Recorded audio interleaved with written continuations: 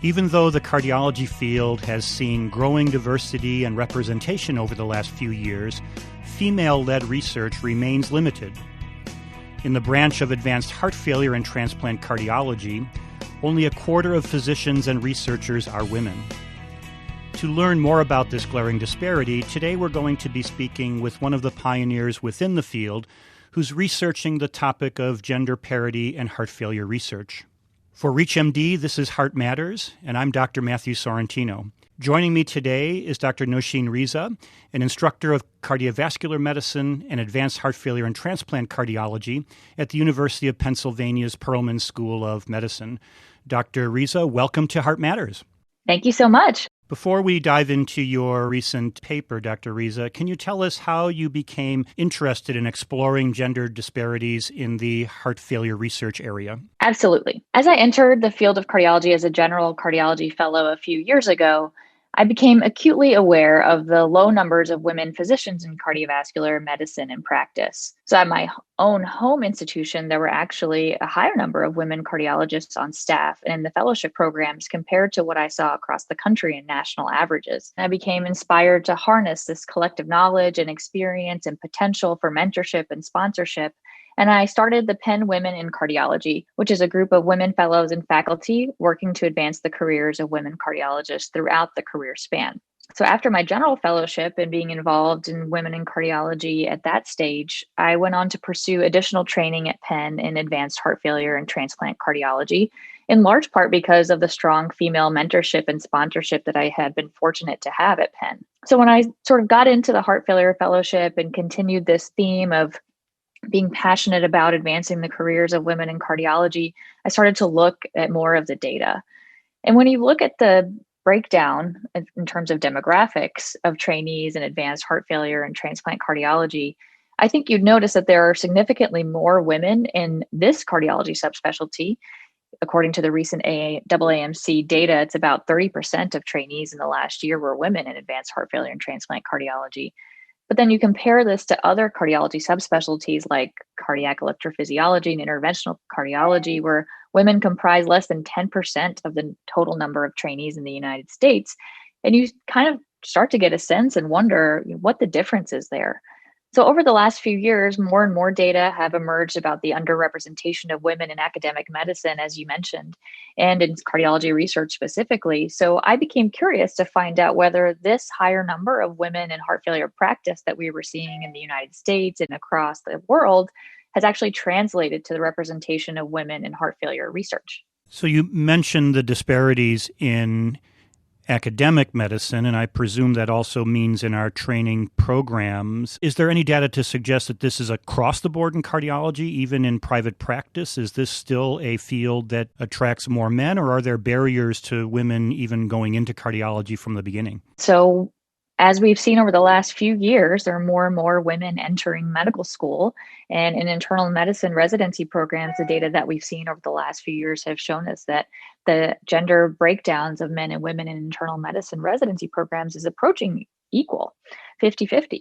And so then when you get to the internal medicine subspecialty stage and sort of looking at where women trainees choose to pursue advanced training and fellowships after internal medicine residency, that's what we call the cliff.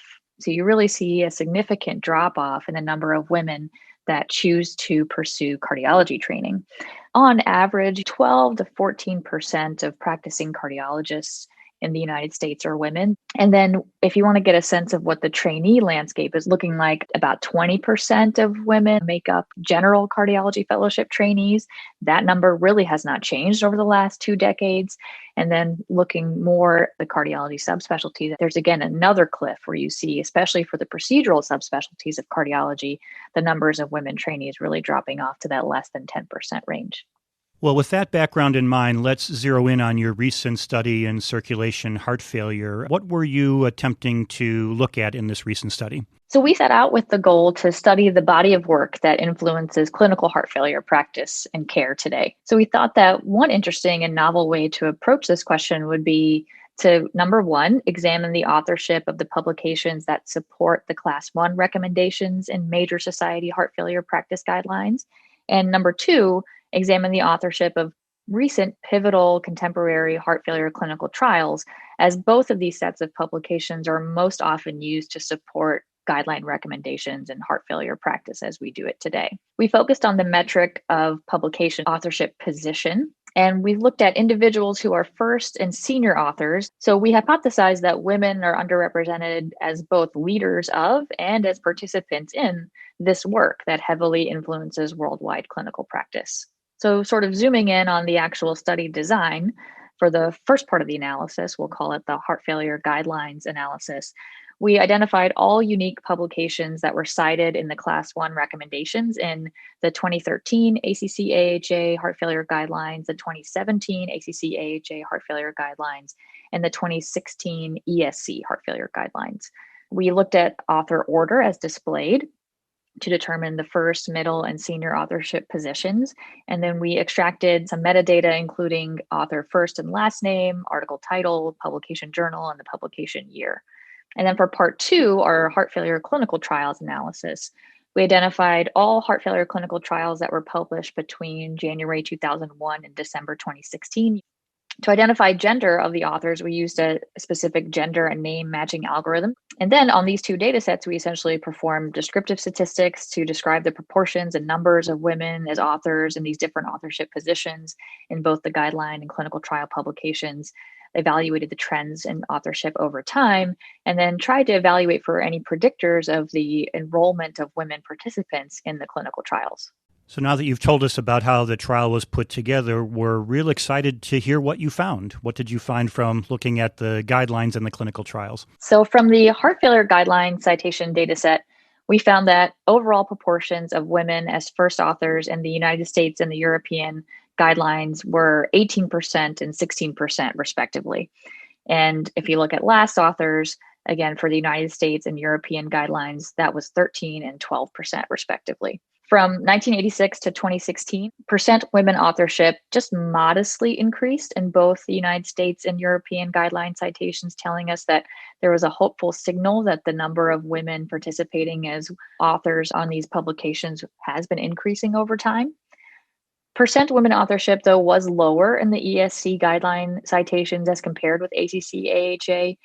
That number was about 14% in ESC compared to about 20% in the ACC-AHA. So there was a bit of a discrepancy across the major society heart failure guidelines. So then moving on to the heart failure clinical trials data set, we found that 16% of the publications that we examined had a woman as first or senior author. Women were first author of about 10% of trial publications and were only senior authors on 8% of these trial publications. The median proportion of women first and senior authors per trial was 11%, and this really did not change significantly over the 15 years that we examined.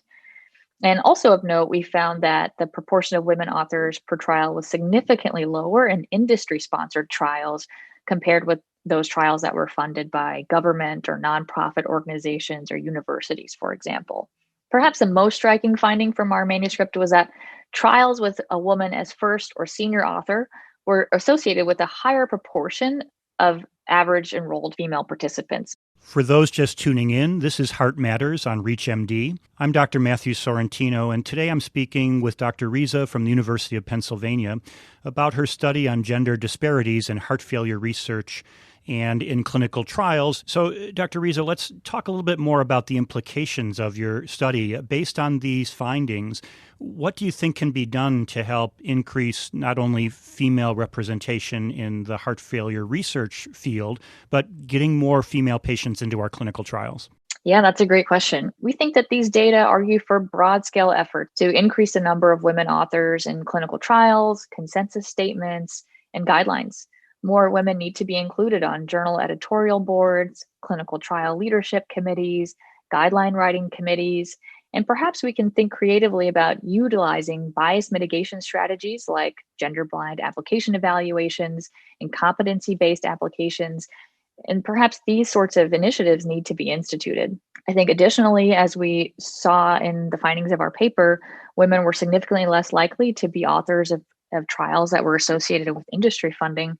And so women need more opportunities to collaborate with funding sponsors. And we think the downstream benefits of these kinds of initiatives will include the development of experienced and accomplished women investigators additional mentors in the field of heart failure, and then sort of, as we mentioned, hopefully the increased enrollment of women in clinical trials. Do you think there is still a lack of senior female mentors, full professors, tenured professors, and that could be part of the reason why we're not seeing as many women on the guidelines committees and as leads of these major studies? That is a great question, and actually one that came up in our peer review process, this concept of lag time. And perhaps that, if we wait a few more years, maybe we'll start to see a greater number of women who are in these positions to be eligible. I think that despite sort of thinking about this concept of lag time, women are still not achieving positions like advanced professorships or becoming chairs of cardiology or becoming editors and chiefs of cardiology journals at the same rates that you would expect. So in total, I do think there is a component of lag time. I do think that, as I mentioned, the number of women cardiology trainees has remained sort of stagnant at 20% over the last few years, but that doesn't tell the whole story. I think there is a separate narrative that women have been excluded from achieving these different opportunities based on traditional career metrics. And I think active strategies to mitigate this are certainly needed. Before we wrap up, are there any last words you would like to say about things that we can do now about getting more women trainees into cardiology and getting more female patients into our studies? Yes, absolutely. I do think there are very exciting initiatives that we can all support that are starting. For example, the Take Her Heart to Health initiative that is being led by many members in our professional societies. They're trying to tackle these gender disparities in cardiovascular device trial enrollment. And I think these exciting strategies are really showing the innovative approaches that we need to take to move the needle on these metrics. I think supporting the careers of women in underrepresented populations in cardiovascular medicine is certainly a team effort. And specifically for heart failure, multiple stakeholders in the heart failure research enterprise must work together in partnership to address these disparities in patient engagement and clinical research culture. I think the more that we can elevate women and underrepresented populations and cardiologists to these positions and give them an opportunity, I think that in itself will go a long way to recruiting more and more women cardiologists and historically excluded populations into our field. I want to thank Dr. Reza for joining me to walk us through her study on gender disparities in heart failure research and bringing to light such an important issue. Dr. Reza, it was great speaking with you today about your study. It was my sincere pleasure. Thank you so much for having me. For ReachMD, I'm Dr. Matthew Sorrentino. To access this episode and others from this series, visit reachmd.com/heartmatters, where you can be part of the knowledge. Thanks for listening.